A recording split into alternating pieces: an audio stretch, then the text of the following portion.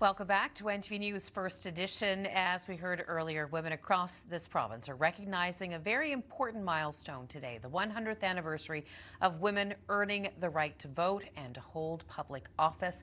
Now, that victory marked a turning point in the fight for gender equality and political representation. Joining me now is Dr. Janine Hubbard with this week's Get Psyched. Thank you so much for being here. Oh, thank you for filling me in on I'll be honest, this wasn't an anniversary I was aware of, so happy to talk about it. You know, it was a really hard-fought victory here. Well, I guess around the world, really.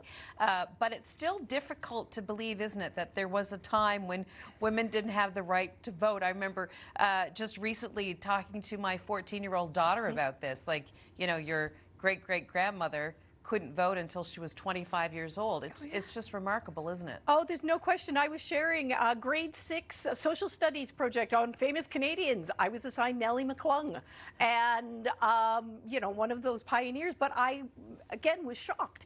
And there's so much that we take for granted. So that's really why I want to talk tonight about all of the benefits and some of the drawbacks, because it's really easy to get apathetic, and especially right now it's really easy to get disengaged from the political process, because we are all oversaturated with political news right now. So what are then the benefits of actually getting out and voting? There are a lot of them, and I think this is really important. So we've talked a lot before about when you're feeling anxious, the more you can do things that make you feel in control, the better you're going to feel. So guess what? Voting is one of the best forms of control, because you are actively participating in the process.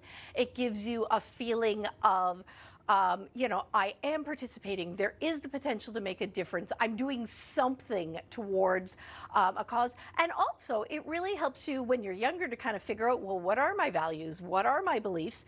And then through this process, you start to align. You realize, look, there's a community of people who have the same values or have some of the same opinions. So there can be kind of a sense of belongingness or affinity, which absolutely can provide benefit. There's some thoughts that getting involved, you know, again, can provide really, I guess, again, I am participating in the process, civic responsibility and duty. I'll be honest, I always get upset at elections and when we have really, really low voter turnout, because for me, it's always a sense of connection to whether it's my municipal connection, my provincial connection, especially my federal connection, because I am reminded that there are people around the world who have died trying to get that right that we have, and so many of us just kind of dismiss. So it brings up a sense of pride and civic duty.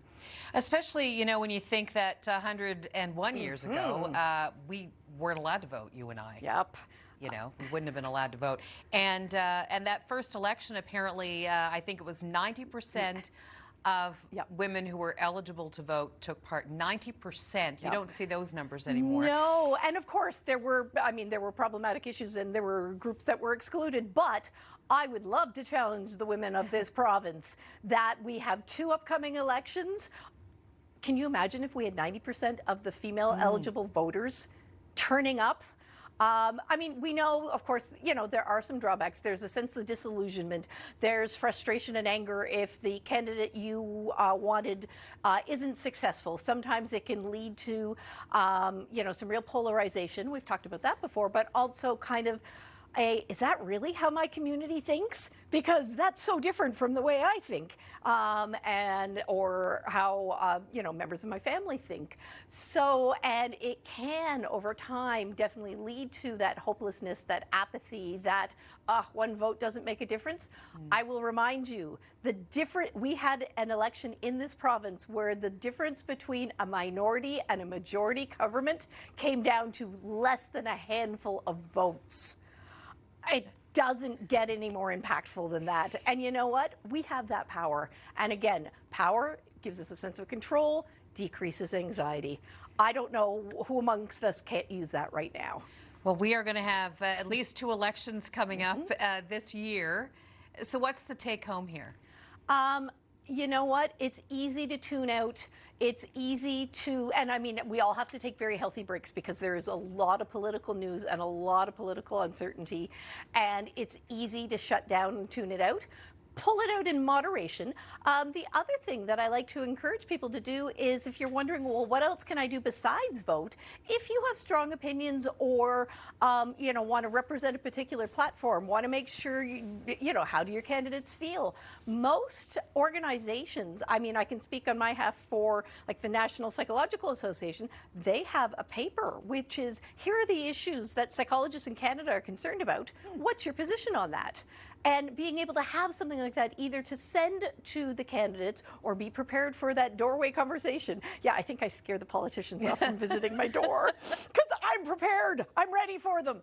But I think it's really important. So if there is something that, whether it's a professional value, whether it's a community value, whatever it is, and if there isn't an organization with some of those Q&As for the politicians, maybe it's on you to create it. Absolutely. Well, Dr. Hubbard, we can talk about this more in the coming weeks before the next election, and I'm sure we will. Thank you so much for this tonight. Oh, anytime.